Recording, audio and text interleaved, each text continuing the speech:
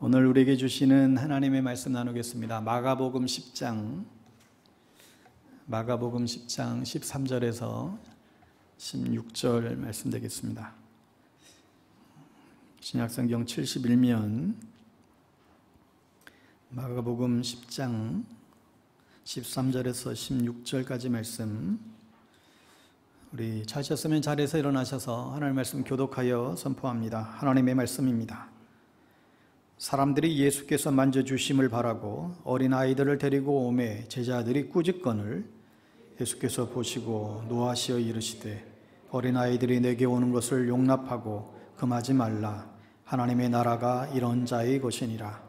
내가 진실로 너희에게 이르노니 누구든지 하나님의 나라를 어린아이와 같이 받들지 않는 자는 결단코 그곳에 들어가지 못하리라 하시고 그 어린아이들을 안고 그들 위에 안수하시고 축복하시니라. 아멘. 오늘은 어린이 주일, 어린아이들을 축복하십시오 라는 제목으로 하나님 말씀 나누겠습니다. 익히 잘 알려진 멜 깁슨이라고 하는 배우가 출연했던 랜섬이라고 하는 그 영화가 있습니다.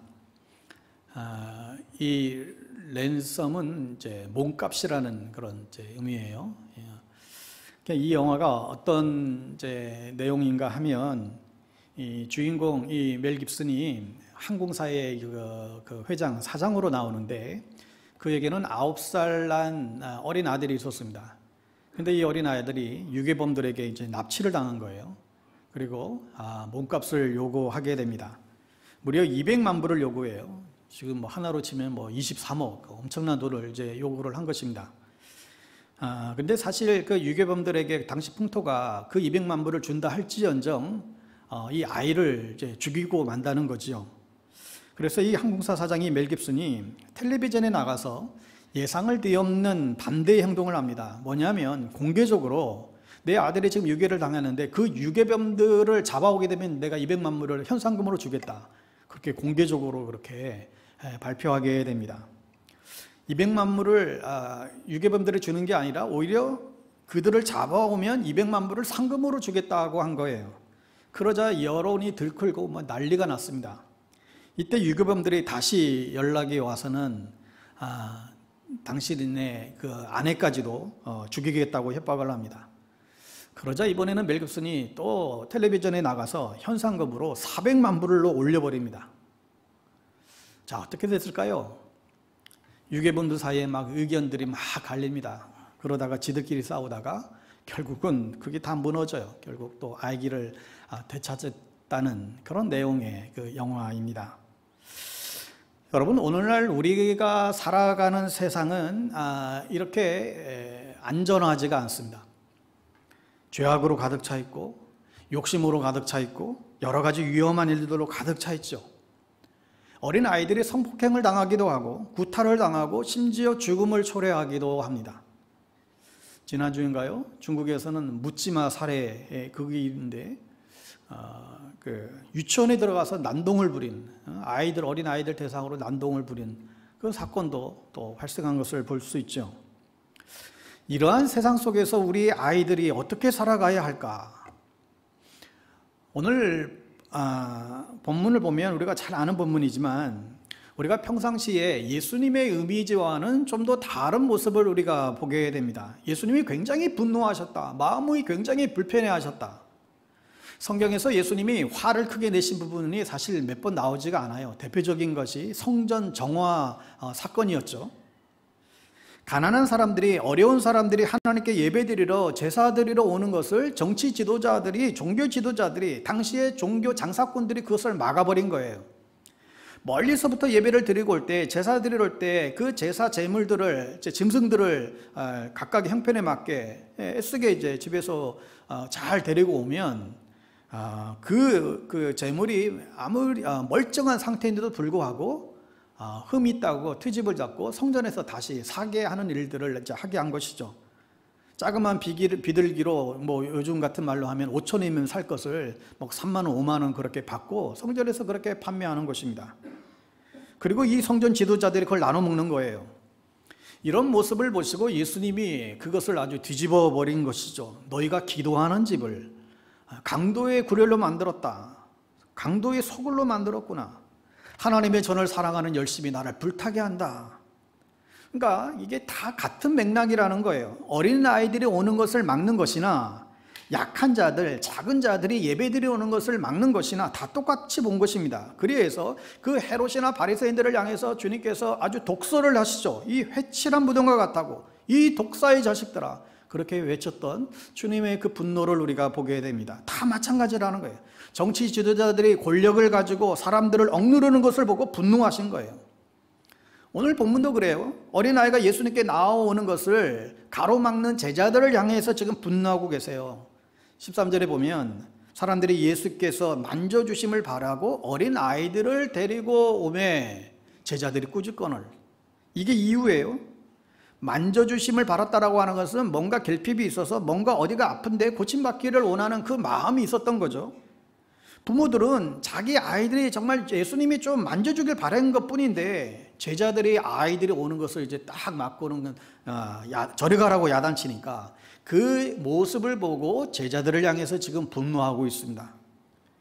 뭐 우리가 흔히 뭐 이 얘기 많이 하잖아요. 옛날에 그 약장수들이 한참 약을 팔며 선전하다 아이들이 오면 야 애들은 가 이제 그러잖아. 뭐 애들 와봤자 뭐 애들 뭐 이 물건 살 것도 아니고 어지럽기만 하니까 애들 막 내쫓았죠.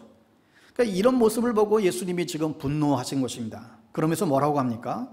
어린아이들이 내게 오는 것을 용납하고 금하지 말라. 하나님의 나라가 이런 자의 것이니라. 내가 진실로 너에게 이르노니 누구든지 하나님의 나라를 어린아이와 같이 받들지 않는 자는 결단코 그곳에 들어가지 못하리라. 그리고 어린아이들을 안고 안수하시고 축복했다라고 하는 내용입니다. 저도 지금까지 목회하면서 코올릭이 어린아이가 교회 왔다고 목사님 글쎄 이 코올릭이 어린아이가 교회 왔네요. 그리고 호두갑 떨면서 기뻐하면서 오는 성도를 본 적이 없습니다. 오히려 사회에 높은 직이 있고 좀 가진 게 좀 있고 그런 사람이 대단한 사람이 왔다고 치켜 세우는 그런 사람들은 본 적이 있어도 어린아이가 교회에 왔다고 그렇게 막 흥분해하는 그런 성도들을 사실 본 적이 없는 것 같아요. 옷차림을 보니까 부잣집 애도 아닌 것 같고 무슨 헌금 낼 가망도 없는 애 같고. 그러니까 이 예수님의 제자들이 지금 그러잖아도 예수님이 지금 인기가 좋아서 사람들이 막 몰려오고 있는 상황인데 이 애들이 오니까 그냥 귀찮기만 한 것이죠. 성가시기만 하니까 이제 가라고 한 것입니다. 근데 이 모습을 보고 제자들에게 화를 내시며 어린애들이 내게 오는 걸 용납하고 금하지 말아라. 여러분 오늘 5월 첫째 주 어린이 주일 한국교회는 다 거의 모든 교회가 지금 다 어린이 주일로 지키고 있지만 문제가 뭐예요? 지금 한국 교회에서 어린이들과 청소년들이 사라지고 있습니다. 뭐 지금 현재 뭐 지방은 뭐 시골에 가면 더 그렇고 수도권에도 지금 뭐 절반의 이상에 가까운 교회들이 지금 주일학교에 어린아이가 없는 것으로 지금 파악되고 있습니다. 각 교단마다 어린이와 청소년들의 비율이 지금 현격하게 지금 떨어지고 있는 통계들을 지금 계속 보고되고 있어요. 아이들도 줄어들고 청소년들도 없고 청년들도 지금 교회를 떠나는 일들이 가속화되고 있어요. 교회의 미래를 생각하면 정말로 이제 심각한 상태입니다. 우리가 그냥 오래된 전통적인 교회에서 그래도 어른들이 좀 있는 교회에서가 지금 굉장히 착각하는 거예요. 그래도 지금 어른들이 지금 차지하고 있으니까. 여러분 10년만 지나봐요. 텅 빈다니까요. 그 다음에 올라올 사람이 있어야죠. 왜 아이들이 없을까요? 왜 아이들이 없을까요? 뭔가 우리가 지금 잘못한 거예요. 물론 여러 가지 원인이 있습니다. 사회학적으로도 뭐 인구가 줄고 있고, 애들 요즘 아기를 지금 잘 낳으려고도 하지 않고, 그러니 갈수록 줄 수밖에 없는 상황이긴 하죠. 또 부모애들이 이제 아이들 교회를 안 보내요. 여러분 코로나 때문만이 아니라 코로나 이전부터 어느 순간 이제 부모들이 아이들을 교회 안 보내기 시작했습니다. 예전에는 부모가 교회를 안 다녀도 아예 애들은 교회 가서 착한 사람들 하면서 교회를 보냈단 말이에요. 이제 그런 게 없어져 버렸어요. 교회를 안 보내요. 그만큼 신뢰가 떨어졌다는 거죠. 여러 가지 또 세상의 문화, 여러 영향들도 있을 것입니다. 그런데 그런 것을 지금 다 떠나서 예수님이 어린아이들을 오는 것을 막지 말라라고 하는 오늘 이 말씀에서 우리는 지금 정신 바짝 차려야 될 부분이 있어요. 단지 지금 여기서는 지금 어린아이를 말하는데 지금 이 어린아이만 지금 얘기하는 것이 아니라 여러모로 모자라고 부족하고 연약한 사람들이 교회 오는 것을 막지 말라는 거예요. 더 적극적으로 이들을 오라고 하는 것입니다. 문제는 교회만이 아니라 우리 아이들의 부모의 문제도 사실 상당히 영향이 있습니다. 아이들을 생각하지 못하고 교회 생활을 그릇되게 해서 자녀들이 신앙생활하지 못하도록 방해한 부모들이 얼마나 많아요. 부모가 신앙생활을 잘 못하면 애들도 못하게 되는 거죠. 그리고 기본적으로 신앙교육은 가정에서부터 사실 비롯되는 거잖아요. 일주일에 한 번 교회 애들을 데리고 온다고 사실 해결될 문제가 아니에요. 그러니까 부모들이 먼저 신앙생활을 가정에서부터 바르게 하려고 애를 써야 됩니다. 절대 밥상머리 앞에서 교회를 흉보거나 사역자를 흉보거나 그런 일들을 없어야 됩니다. 설령 꼴 보기 싫은 모습이 있다 할지라도 대수롭지 않게 내뱉은 말들이 자녀들로 하여금 결심하게 만들어요. 결코 교회는 가지 않으리라. 아이들은 부모를 보고 그대로 배우는 것입니다. 자녀들은 부모들의 뒷꼭지를 보면서 배우는 것이죠. 부모가 예배 시간에 하나님께 정말 시선을 맞추고 기도하고 찬양하는 것을 보면서 아이들은 예배자로 서게 됩니다. 예배 중에 남몰래 눈물 훔치는 아빠의 눈물이 자녀들의 심장 박동이 됩니다. 엄마의 간절한 기도 소리가 아이들의 꿈이 됩니다. 그런데 부모들이 신앙생활을 잘 못해서 아이들이 예수님께 오는 것을 막는 일들이 너무나 많아요. 게다가 요즘을 보면 또 젊은 세대도 그렇습니다. 애가 애를 낳는다고 기본적으로 부모가 되는 훈련을 받지 않는 경우가 너무 많은 거예요. 낳기만 하면 애를 그냥 거저 키워지는 게 아니라 부모도 사실 교육을 받아야 돼요. 다시 교회로 돌아와 보면 여러분, 교회도 세상적으로 능력 있고 필요가 있는 사람, 좀 쓸모가 있는 사람들은 더 환영하는 분위기예요. 그런데 예수님은 세상적으로 별 볼 일 없고 힘 없고 돈도 없고 별 도움이 되지 않을 것 같은 사람이라고 해서 교회가 환영하지 않는 것을 용납하는 것을 지금 금하고 있다는 거예요. 여러분, 사회도 그렇고 교회도 보면 자기들만의 어떤 바운더리가 있습니다. 누군가 자기의 영역에 침해에 들어오는 것에 대해서 굉장히 불편해요. 지극히 싫어합니다. 백인들은 백인들끼리 모여 살고요, 흑인들 못 오게 하는 것이죠. 부자들은 부자들끼리만 모여 살아요. 여기에 가난한 이가 끼어들면 괜히 지극히 그들을 막 폄하하고 내몰아치는 일들이 보이지 않게 벌어져요.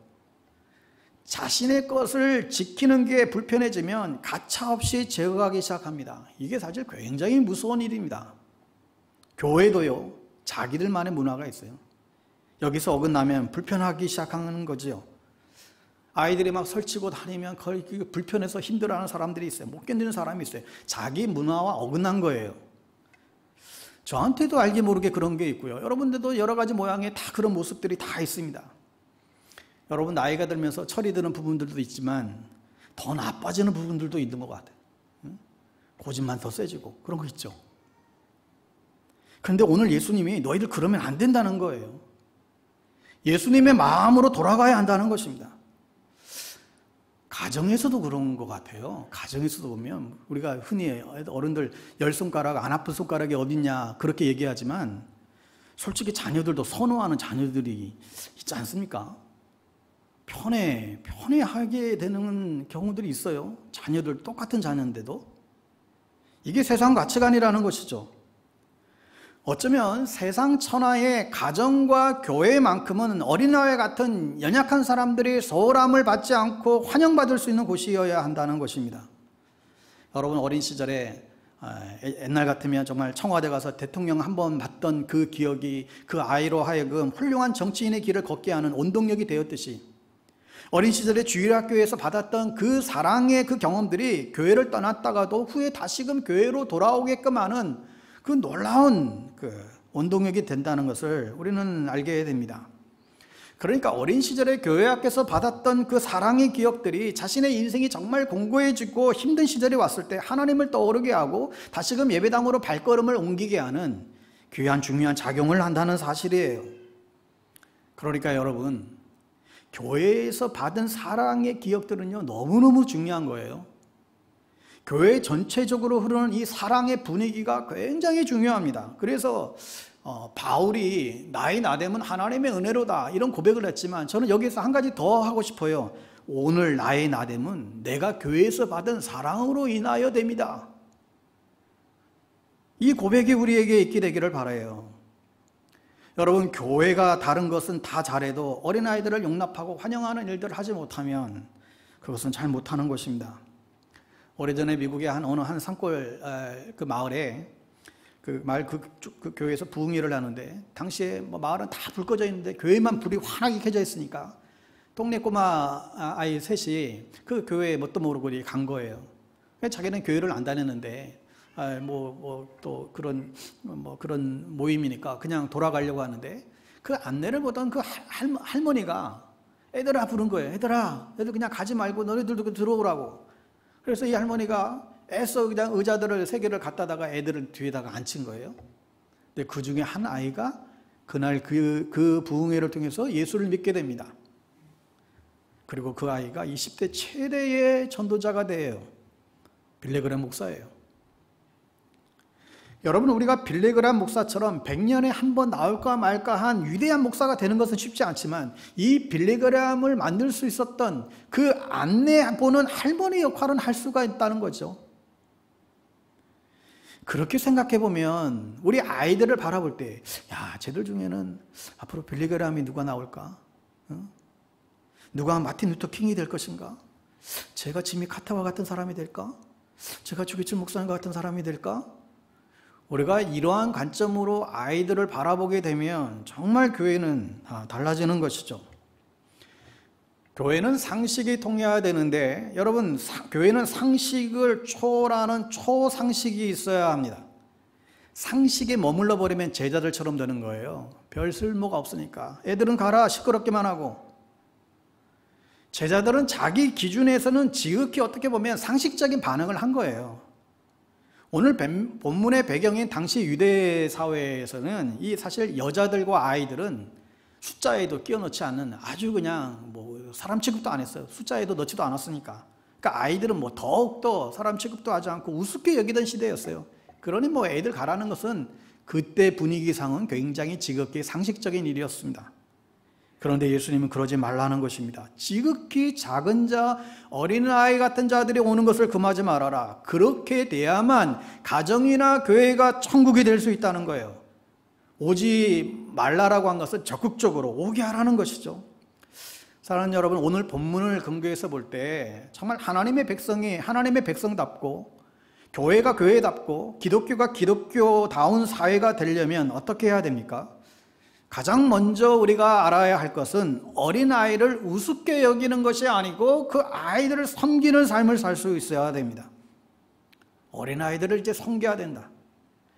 오늘 본문의 어린아이라 할 때에 단순히 나이 어린 아이들뿐만 아니라 사회적인 약자들을 말하는 거예요. 우리가 누구를 섬겨야 하는 것입니까? 우리 인생의 목표가 무엇이어야 합니까? 나에게 어떠한 빚을 갚을 길이 없는, 나로부터 뭔가 내가 더 이상 그 사람으로부터 혜택을 받을 게 없는 그 사람들한테 늘 더 섬겨야 되겠다. 이런 마음의 태도와 자세가 굉장히 중요하다는 것입니다. 여러분, 섬긴다라고 하는 것은 뭘 의미하는 것일까요? 귀하게 여기는 거예요. 소중히 여기는 거예요. 약한 자를 귀하게 여겨라. 우리 사회에 소외당하는 사람들, 가난한 사람들, 여성들, 비정규직이라 늘상 미래가 불안한 사람들, 힘없는 사람들, 그들을 소중히 여기라는 것입니다. 그리고 나를 착취하는 사람들을, 나를 폭력을 행사하는 사람들을 귀하게 여기라는 게 아니에요. 그 갑질하는 사람들에게 굽씹는 것이 하라는 얘기가 아니에요. 섬김의 대상이 분명해요. 어린아이가 내게 오는 것을 금하지 말아라. 또 섬긴다라고 하는 것은 약하기 때문에 보호하라는 것입니다. 그들을 보호해야 된다는 거예요. 또 섬긴다는 말에는 가르치고 교육하다라고 하는 의미도 포함되어 있습니다. 어린아이들도 가르쳐야 됩니다. 어린 시절부터 주의 말씀과 교훈으로 애들을 양육해야만 훈계해야 하라고 말씀하고 있죠. 자, 그러면 내가 가르치려면 어떻게 해야 됩니까? 내가 먼저 배워야 돼요. 배우지 않고 사실 가르칠 수 없습니다. 가르치기 전에 먼저 배워야 됩니다. 많은 경우에 많은 부모들이 부모 교육을 한 번이라도 제대로 바라보지 않고 그냥 부모가 된 사람들이 너무나 많아요. 그래서 그냥 닥치는 대로 키우는 거예요. 아니면 그냥 자기 생각에 그냥 부모 생각에 그냥 애들 그냥 키우는 거예요. 그러다 보니까 사실 뭐 여기 계신 분들은 다 자녀들 다 키워봤지만 얼마나 많은 시행착오들이 있었습니까? 잠언 22장 6절 말씀에 마땅히 행할 길을 아이에게 가르치라. 그리하면 늙어도 그것을 떠나지 아니하리라. 여러분, 교육의 때를 놓치면 안 됩니다. 이게 다 때가 있는 것 같아요. 어느 시점에 나이별로 이때는 이런 교육해야 되고 이때는 이런 교육, 이게 다 때가 있다는 거예요. 아이들이 자랄 때 특별히 이 만 3세까지 교육학자들은 이 만 3세까지가 가장 중요하다고. 그 이상 지나면 힘들어지기 시작한다고. 특히 뭐 요즘은 초등학교 고학년만 되면 이제 지금 다 사춘기 이제 일찍 다 이제 시작이 되잖아요. 이제 인지 능력이 발달해서 이제는 애들도 부모 말 고지 듣지 않아요. 그렇기에 지금 참 이 때에 맞는 자녀 교육과 신앙 교육들을 놓쳐서는 안 됩니다. 폴란드의 아동 문학가이자 또 고아들을 돌보다가 나치 수용소에서 아이들을 섬기다가 아이들과 함께 사형을 당했던 이 야누시 코르차크라고 하는 분이 계세요. 그분의 책에 어린이를 위한 기도문을 소개하고 있는데 참 저는 이게 참 마음에 와닿았어요. 아이들에게 선한 의지를 주시고 그들의 힘을 북돋아 주시고 그들의 수고에 복을 내려 주십시오. 아이들을 편한 길로 인도하지는 말아 주십시오. 그렇지만 아름다운 길로 인도해 주십시오. 아이들에게 선한 의지를 주실 것과 아름다운 길, 즉 가치 있는 삶으로 살아가는 인생으로 이끌어 달라고 기도하고 있습니다. 어린 자녀를 둔 우리 부모들은 이 기도를 우리가 본받았으면 좋겠습니다. 부모의 사랑은 두 가지예요. 받아들이는 사랑과 변화시키는 사랑이 있어요. 이 두 가지를 적절하게 잘 끌고 가는 것이 이게 부모의 과제이잖아요. 아이들이 원하는 것, 원하는 대로만 다 받아주기만 해도 문제가 되고, 부모의 생각대로, 부모의 뜻대로 애들을 끌고 가려고 너무 무리를 해도 문제가 되고, 이게 조화가 잘 이루어져야 됩니다. 하나님 안에서 아이의 있는 모습 그대로를 소중히 받아주고 사랑해주고 그들에게 주어진 만큼의 능력만큼 맞게 살아갈 수 있도록 도와주는 것이 중요합니다. 동시에 신앙교육도 중요해요. 우리는 어린 아이들을 너무 사실 어리게 보는 경향이 있어요. 지금 우리 사회는 모든 전부 다 그렇다고는 말할 수 없지만 미국 교회 얘기 들어보면 미국 교회는 애들이 예배당에서 안 뛰어다녀요. 예배당에서 막 뛰어다니지 않습니다. 미국 교회는. 반면 한국 교회는 이렇게 훈련시키는 것이 너무 사실 좀 약해요. 집에서도 그래요. 집에서도. 정말 하나님을 의식하는 것이 필요하고 그것이 지혜인데 우리에게는 사실 이게 너무나 부족합니다. 어릴 때부터 내 인생이 무엇이 되겠다, 무엇을 이루고자 하는 그 목표보다도 더 우선적인 것이 그게 무엇이든 간에 하나님께 영광 돌리겠다라고 하는 삶의 목적을 분명히 가르치는 것이죠. 아이들이 공부를 하는 것도 성공하고 출세가 목적이 아니라 하나님의 기쁨이 되는 인생이 되는 것, 이런 것을 이제 가르쳐야 하는 것입니다. 유아 세례를 받게 될 때 문답을 할 때 꼭 물어봐요. 이 아이 어떻게 키울 거냐고. 잘 키우겠대요 보면. 근데 정답은 뭐예요? 성경대로 키우겠습니다. 말씀대로 키우겠습니다. 잘해야 하는, 잘 키우겠다, 잘해야 한다는 그 기준이 뭐예요? 잘하는 것보다 더 중요한 건 바르게 키우는 거예요. 에베소서 6장 4절에 또 아비들아 너희 자녀를 노엽게 하지 말고 오직 주의 교훈과 훈계로 양육하라. 여러분, 아이들이 가장 기뻐하는 것, 기분 나빠하는 것, 그렇죠? 아이들이 제일 기분 나빠하는 것, 맞는 말을 기분 나쁘게 할 때 이거 제일 기분 나빠하잖아. 잔소리는 다른 게 아니라 맞는 말을 기분 나쁘게 하는 게 이게 잔소리라고 했어요. 맞는 말을 기분 좋게 하는 법을 우리가 배워야 돼요. 이게 저도 잘 안 되는데 이게 배워야 됩니다. 노력해야 돼요. 이게 이걸 어떻게 기분 좋게 얘기할까? 근데 우리는 얼마나 잔소리를 많이 합니까? 그러니 아이들의 스트레스 지수가 어른들보다 더 높다는 거예요. 부모들이 자녀들을 노예있게 하는 경우들도 얼마나 많은지요. 혹 뭔가를 잘못하고 혹 성적이 좀 떨어지고 그러면 따뜻한 말보다 야단치기 십상이죠. 실수에도 품어주지 못하다 보니까 애들이 위축이 들고 눈치만 보는 아이들로 자라는 거예요. 우리나라 아이들처럼 뭐 아이들뿐만인가요? 어른도 이게 다 연결됐죠. 우리나라 사람들처럼 눈치에 강한 사람이 없어요.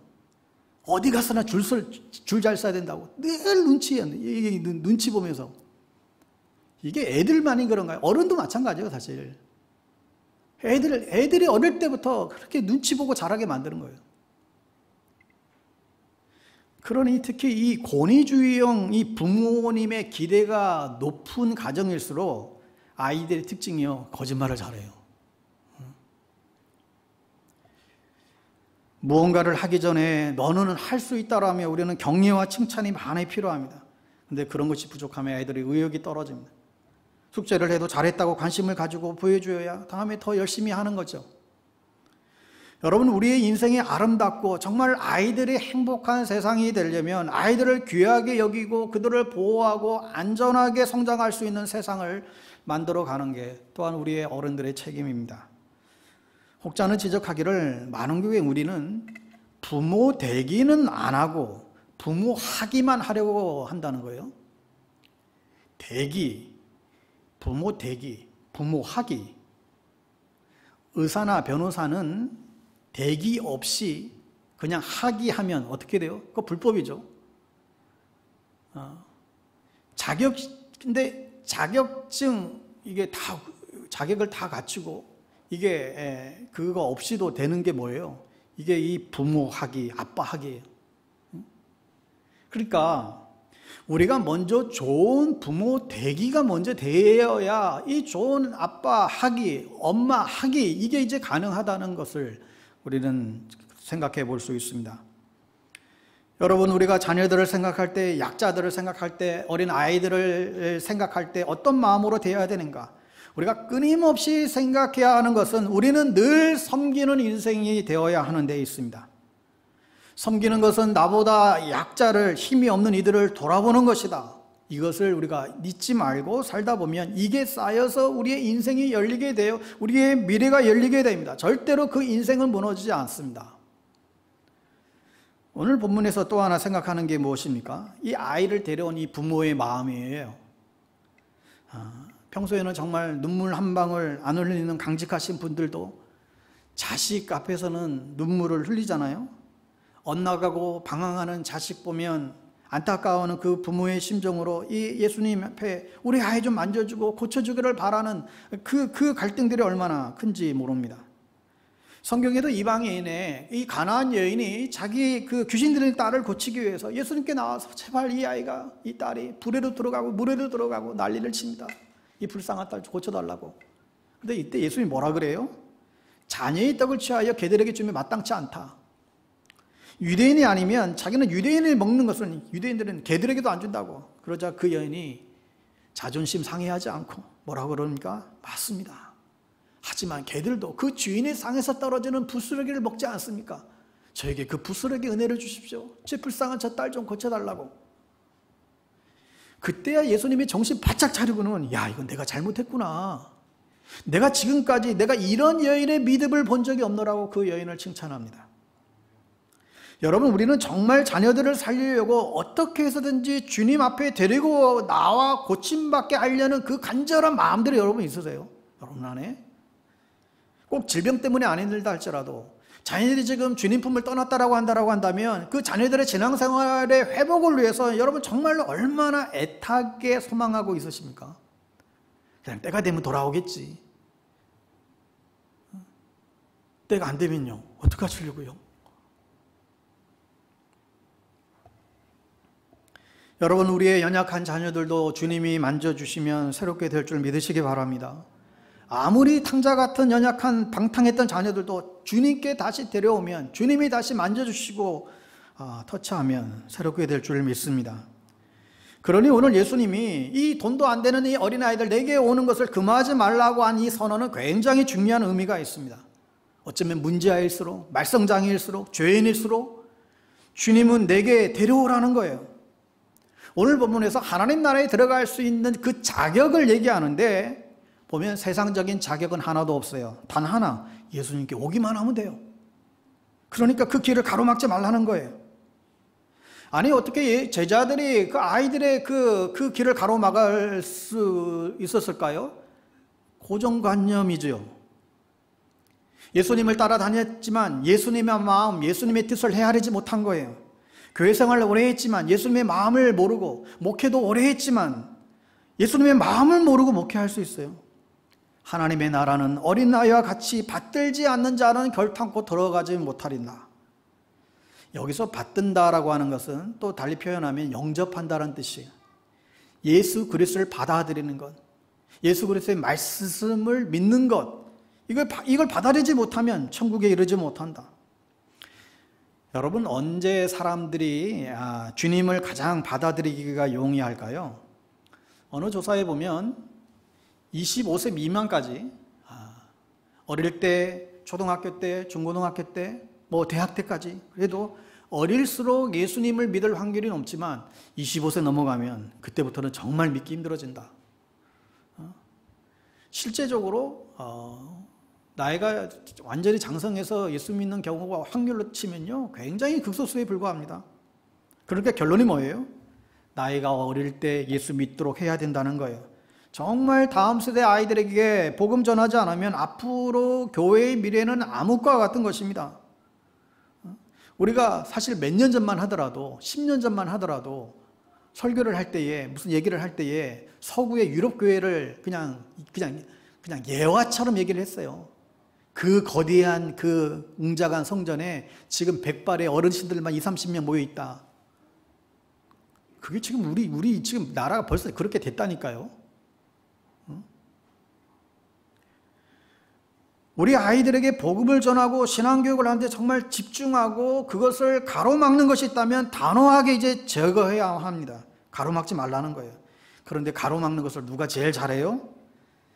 기득권을 가진 우리의 상식과 우리의 문화가 자꾸 가로막을 수 있다는 거예요. 이 제자들도 지금 사람들이 지금 엄청 몰려오고 있는데 지금 엄청 교회 부흥을 이루고 있는데 그러니까 애들 필요 없다는 거예요. 그러나 예수님은 아이들을 안아주셨습니다. 어떤 죄인이라도 사람 취급받지 못한다 하는 사람이라 할지라도 주님께 나오면 안아주신다는 거예요. 여러분, 우리가 정말 돌아가서 안겨야 될 품은 예수님 품뿐이지요. 우리 자녀들을 데리고 정말로 안기게 할 품은 예수님 품뿐이라는 거예요. 삶이란 것이 얼마나 치열한 싸움입니까? 정말 우리에게도 쉼이 필요한데 정말 우리에게 쉼은 예수님 품으로 가야만 우리에게 진정한 쉼과 안식을 우리가 누릴 수 있습니다. 예수님은 그 아이들을 안고 축복해 주셨습니다. 우리 자녀들이 축복 받기 위해서 어디로 가야 합니까? 교회로 와야 하는 것이죠. 그렇게 교회에 와서 예수님의 품에 경험하는 것입니다. 여러분, 아이들이 교회에 와서 이 사랑받는 기억들이 정말 갈수록 많아져야 됩니다. 어느 목사님이 자기가 주일학교 시절에 아무도 자기에게 관심을 가져주지 않고 그랬는데 자기 담임 선생님이 자기를 그렇게 아껴줬대요. 그래서 자기 그 무릎에 자기를 앉히고 막 이뻐해주고, 그러니까 그 선생님 사랑을 더 받으려고 교회에서 성경 암송 대회가 있었는데 선생님 사랑 받으려고 성경 암송 대회 열심히 해서 막 1등을 먹으니까 더 자기를 아껴주고 그랬대요. 그렇게 지내다 보니까 자기가 목사가 됐노라고. 여러분, 우리 아이들도 장차 크게 되면 장차 나중에 우리 교회 목사님, 우리 장로님, 권사님, 집사님들이 날 위해서 기도해 주셨던 그 따스한 감정을 잊지 못하겠노라고. 여러분, 그런 고백을 우리가 들을 수 있다면 얼마나 좋을까요? 어릴 적부터 예수님의 사랑을 많이 경험하는 교회가 될 수 있기를 바랍니다. 우리 장로님들이 감사한 건 아이들 볼 때마다 끌어안아 주시고 축복해 주시고 간식 사주고, 이게 너무너무 이제 감사하지 몰라요. 여러분, 사람을 변화시키는 것은 예수님처럼 안아주고 안수하고 축복해 줄 때 일어나는 이 사랑의 역사인 것입니다. 우리의 역할, 정말 주 예수 크신 사랑 늘 말해 주시오. 이 주의 사랑을 전하고 들려주는 일입니다. 그러면 그 예수님의 사랑이 죽어가는 사람도 살리고 포기된 인생도 다시금 만져주셔서 회복시키시고 일으켜 세우는 역사가 일어난다는 것이죠. 여러분, 우리가 예수 믿는 사람들이 어떤 사람이 되어야 됩니까? 남들을 축복하는 사람이 되어야 합니다. 어느 자리에서 무엇을 하든지 간에 나를 통해서 저 사람이 좀 복을 받았으면 좋겠다. 내가 가는 곳곳마다 나를 통해서 내 옆에 있는 사람들이 정말 좀 복을 받았으면 좋겠다. 내가 그런 축복의 통로가 됐으면 좋겠다. 또 우리가 잘못하는 사람을 보면 어떻게 해야 됩니까? 뭔가 아주 그냥 잘못된 그 행동을 하는 사람 보면 어떻게 해요? 그저 잘한다 그렇게 해야 됩니까? 그렇지 않죠? 또 우리 마음속에 잘하는 사람이었지만 또 어쩌다가 그 사람이 또 실수했어요? 그러면 어떻게 해야 돼요? 격려해 줘야죠. 괜찮아. 다시 잘할 수 있을 거야. 낙심하는 자에게 용기를 줘야죠. 여러분, 사람들에게 필요한 게 있어요. 모든 사람에게 필요한 게 있어요. 모든 사람이. 그게 뭐예요? 축복해 주는 거예요. 당신이 나로 인해서 복을 받기를 원한다. 여러분, 축복한다는 것은 사실 결코 쉬운 일이 아닙니다. 축복한다는 것은 내가 마음을 열어야 되고 내가 마음을 열어야 하는 것뿐만 아니라 상대방도 마음을 열어야 축복이 돼요. 관계가 형성되지 않으면 축복이 되지 않아요. 여러분, 어린아이가 복을 받기 위해서는 어떻게 해야 하겠습니까? 가장 먼저는 사랑의 언어를 여러분 사용하시기 바랍니다. 사랑의 언어가 뭘까요?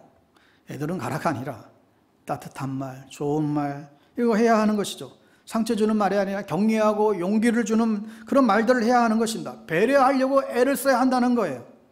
어떤 부모님들은 참 멀쩡한 아이를 그냥 기죽게 만들어서 불행하게 만드는 그런 사람들이 있어요.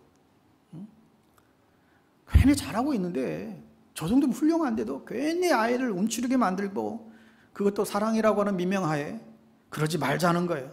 용납하고 인정하고 기다려주고 이게 가정과 교회가 감당해야 될 책임이라는 것이죠.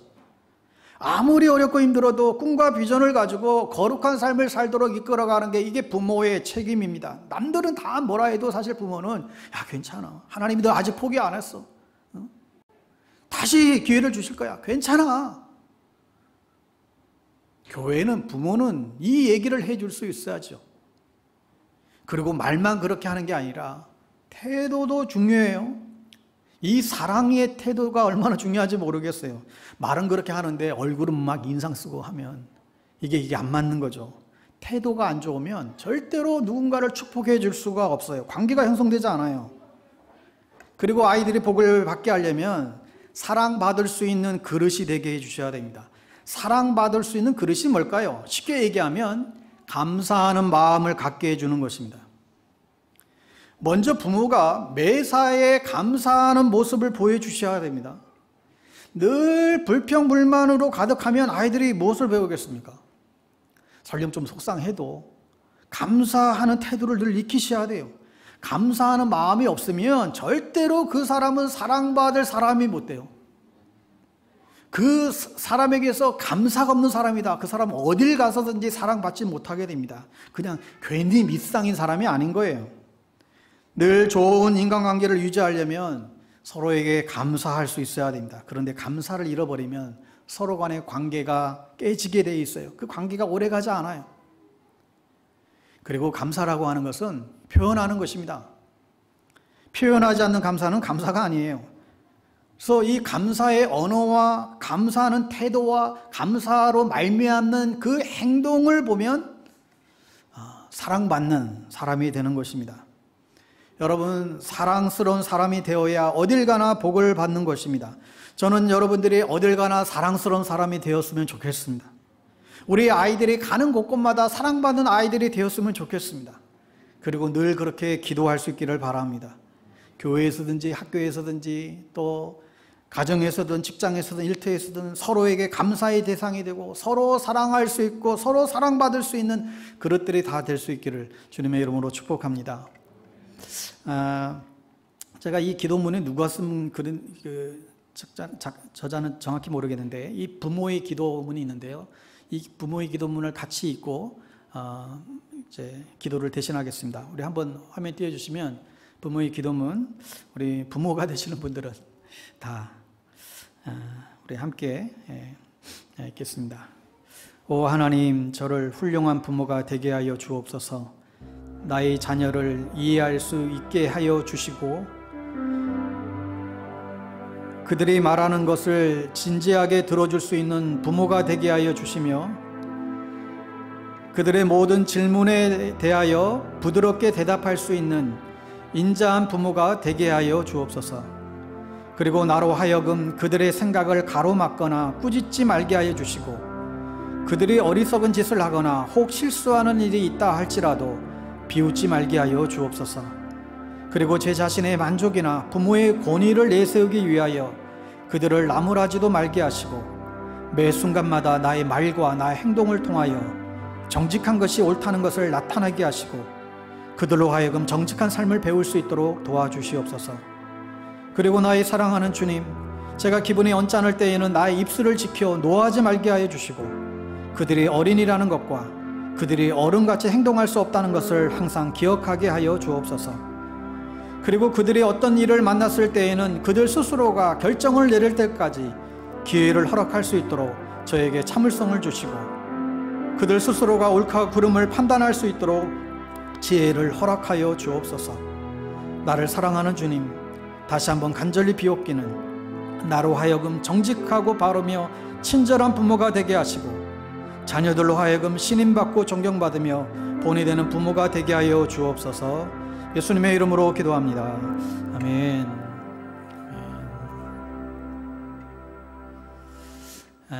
우리 이 시간 우리 아이들 좀 축복했으면 좋겠는데요. 우리 아이들 앞에 나와주시면 우리 아주 먼 옛날 우리 찬양하면서 우리 아이들 찬양으로 축복하고요. 그리고 우리 장로님, 권사님, 집사님들, 우리 아이들 아마 선물이 다 애들 선물이 각각 다를 것 같아요. 아이들 잘 구별하셔서 또 선물도 주시고 코로나 때문에 막 안아주고 싶지만 안아주지는 못하지만 이렇게 마음으로 축복해 주시면 좋겠습니다. 우리 아주 먼 옛날 우리 찬양으로 축복하겠습니다.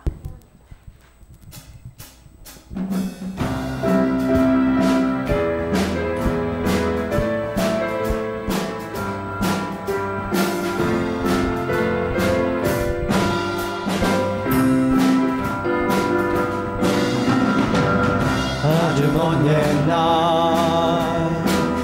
하늘에서는 당신을 향한 계획이 있었죠. 하나님께서 바라보시며 좋았더라고 말씀하셨네. 이 세상 그 무엇보다 귀하게 너의 손으로 창조하였노라. 내가 너로 인하여 기뻐하노라. 내가 너를 사랑하노라. 우리 사랑해요 두 손을 뻗고 축복합시다.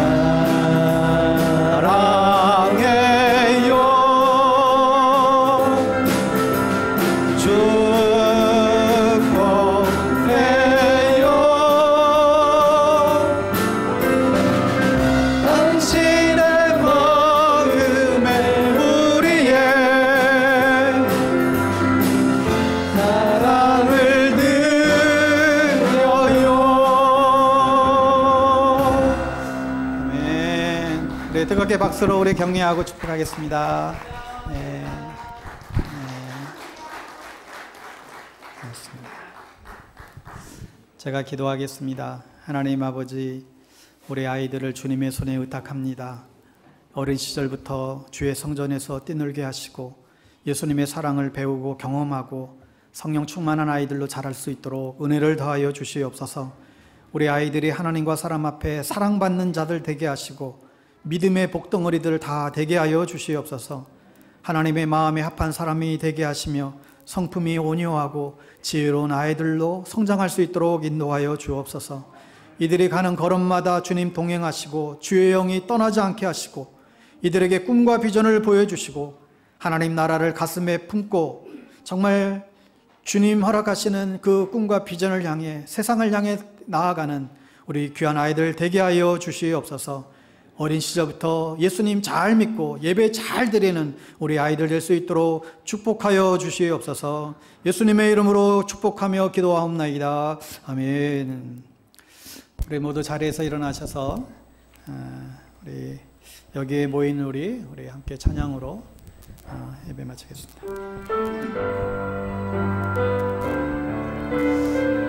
1절, 3절 이렇게 찬양하겠습니다.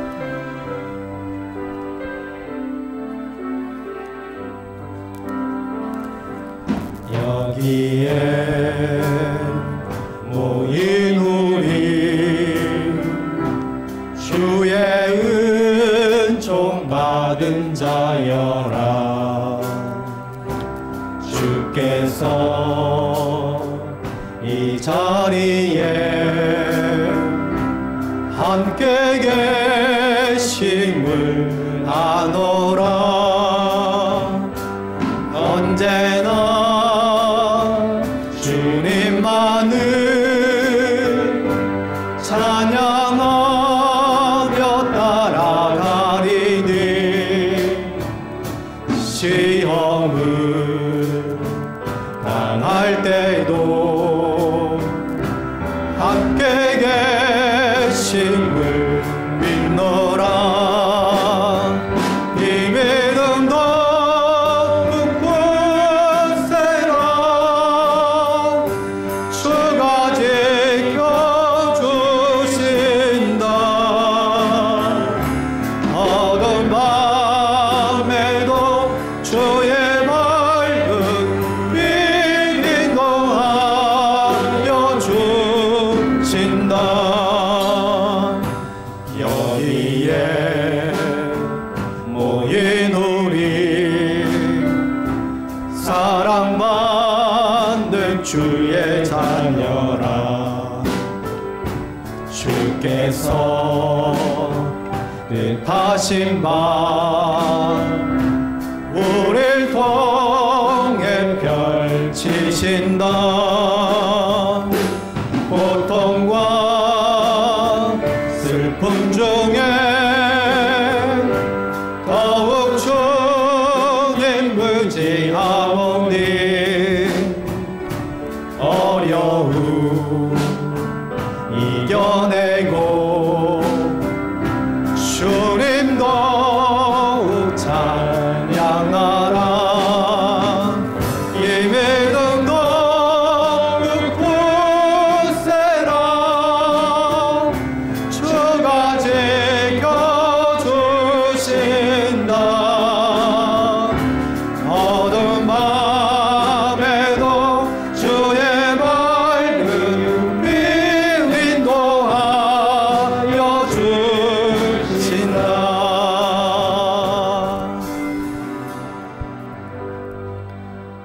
지금은 우리 어린아이들을 지극히 사랑하시는 우리 주 예수 그리스도의 은혜와 하나님 아버지의 사랑하심과 성령님의 교통하심이 오늘 어린이 주일을 맞아 다시 한번 우리에게 자녀들을 허락하신 하나님의 뜻을 우리가 분별하고 하나님의 뜻대로 말씀대로 우리 아이들을 믿음 가운데에 양육하고 또 가르치겠습니다.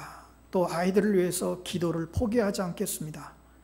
지금이라도 늦었다고 생각지 않고 아이들을 향한 주님의 마음들을 심어주는 데 힘쓰겠습니다. 다시 한번 고백하고 결단하는 사랑하는 주의 백성들 머리머리 위에와 우리 어린 시절부터 우리 몸된 교회 안에서 뛰놀고 자라나는 우리 사랑하는 우리 어린 아이들 머리 위에와 온 가정과 우리 교회와 나라와 민족 위에 지금부터 영원토록 함께 하옵시기를 간절히 축원하옵나이다. 아멘.